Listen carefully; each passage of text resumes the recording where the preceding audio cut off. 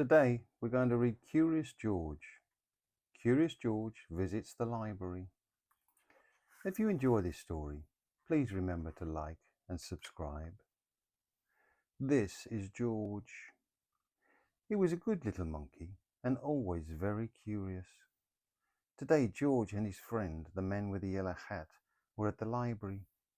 Story hour today, 11 a.m.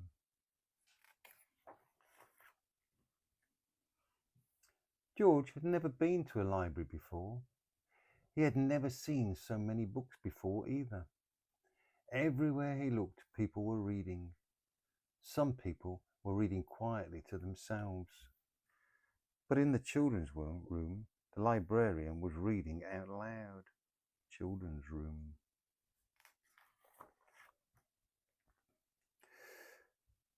It was story hour. George loved stories.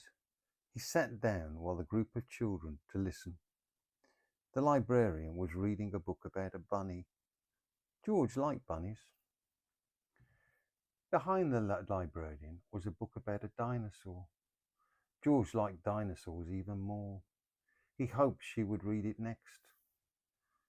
But next, the librarian read a book about a train. George tried to sit quietly and wait for the dinosaur book to be read. But sometimes it is hard for a little monkey to be patient. When the librarian started a story about jungle animals, George could not wait any longer. He had to see the dinosaur book. He tiptoed closer. "Look, a monkey," shouted a girl. The librarian put her fingers to her lips. "We must be quiet so that everyone can hear," she said nicely. "But there's a monkey," said the boy. The librarian nodded and smiled. She agreed. When she finished reading the jungle story, the librarian reached for the dinosaur book. Where did it go? And where was George? George was all ready to take the dinosaur book home and read it with his friend when another book caught his eye. This book was about trucks. George wanted to take it home too. And here was a book about elephants. George loved elephants. He added it to his pile. George found so many good books, he soon had more than he could carry. He leaned against a shelf to rest. Squeak, went the shelf. Shh, said a man. Squeak, went the shelf again. And it moved. Why? It wasn't really a shelf after all. George had found a special cart for carrying books. What luck! Now George could carry all the books he wanted. He rolled the cart between the shelves and stacked up books about boats and kites and baking cakes. He climbed higher to reach books about cranes and planes.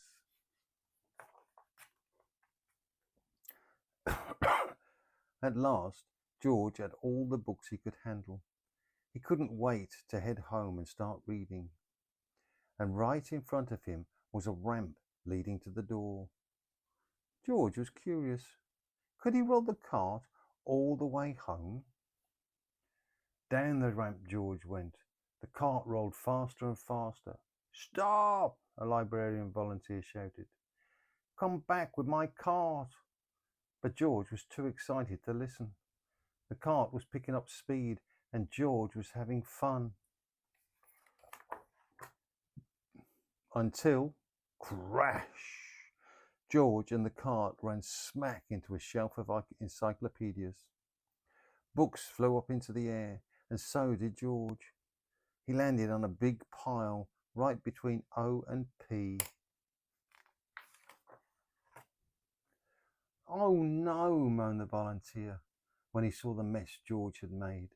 "How am I going to put away all of these books?"